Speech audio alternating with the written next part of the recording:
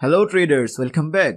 In the previous lecture, I have shown you how to trade an uptrend market whenever a trading point forms at the support zone on a price action chart. And in this lecture today, I will be talking to you about the trading method at the resistance zone in a downtrend market using swing trading strategy. So let's start. As you already know that a valid bottom or swing low point acts as a support for the upcoming price actions and prevents price to go further down by breaking the support zone. But if price breaks the support and go further down to create another swing low point, then the previous support becomes a new resistance for the upcoming market price actions and prevents price to go further up by breaking the new resistance of the market. So if a strong bearish candlestick pattern forms at the lower high level as well as at the resistance on a downtrend market, then these types of price action setup indicates very strong bearish momentum of the market and hence signals to trade short. Now let me show you these types of trade setup using real chart examples. As you can see, this is a day chart of US dollar versus Swiss franc, and you will notice that the market is trending downward on this price action chart. Now here, this lower high level is the most recent support on this chart.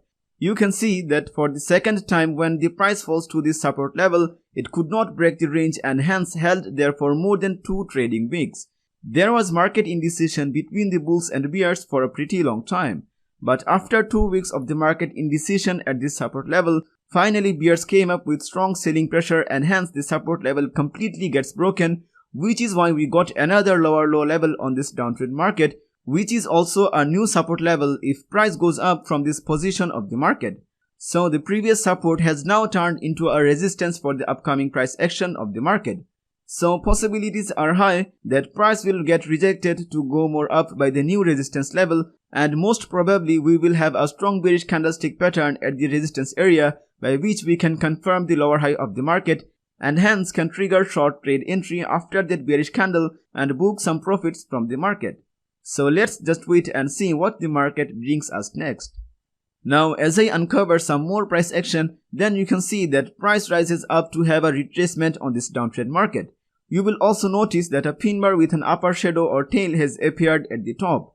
The pin bar's tail indicates bullish rejection and as well as bearish pressure at the resistance area. Both the moving average lines are also preventing price to go more up.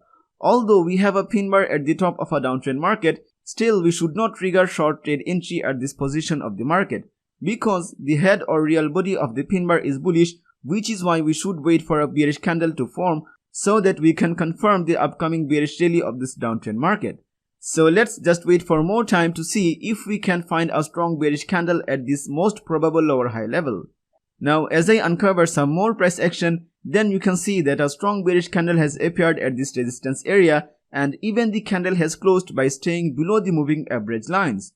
So in summary, we have a strong bearish candle after a pin bar at the top of a downtrend market where the bearish candle has formed at the resistance area and below the 30 and 50 exponential moving average lines, which indicates nothing but very strong bearish momentum on this downtrend market. So now we can trigger short trade entry at the closing price of the bearish candle by hoping that the market will fall after this bearish candle and break the current lower low level or the latest support level of this market to create another lower low level so that we can grab some easy pips from this downtrend market. Now if I uncover some more price action, then you can see that price went down for a massive distance by breaking the previous lower low or support level and has created another lower low level on this downtrend market. Now because price went down by breaking the previous support level, which means that previous support has now turned into a resistance level on this price action chart. So chances are huge that price will rise up to take a retracement until this new resistance level, and after then price will fall again to continue the downtrend journey. So let's just wait again to see what actually happens with this downtrend market. And as I uncover some more price action, then you can see that price rises up and created a new lower high level, but price could not break that resistance. Rather, we have a strong bearish candle at that resistance level and even the bearish candle has closed by staying below the moving average lines. So again, this whole price action setup indicates very strong bearish momentum as like the previous trade setup on this downtrend market. So let's trigger another short trade entry at the closing price of this bearish candle by hoping that price will fall again and give us some more profit from this downtrend market. Now if I uncover the rest of the price actions of this chart, then you can see that price falls down after we traded short at the resistance level on this downtrend market. So that's how we can have an extra level of trade confirmation signal at the resistance of a downtrend market using swing trading strategy.